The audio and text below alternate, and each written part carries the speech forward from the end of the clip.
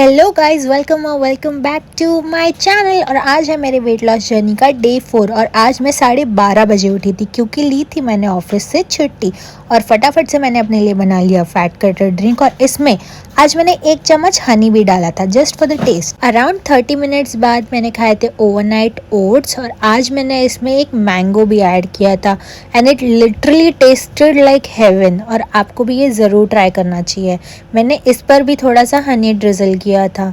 फिर अराउंड 3:30 मैंने खाया था लंच, पत्ता गोभी की सब्ज़ी, राइस, आलू की सब्ज़ी एंड 1 रोटी विथ रायता। रायता मुझे बहुत ज़्यादा पसंद है।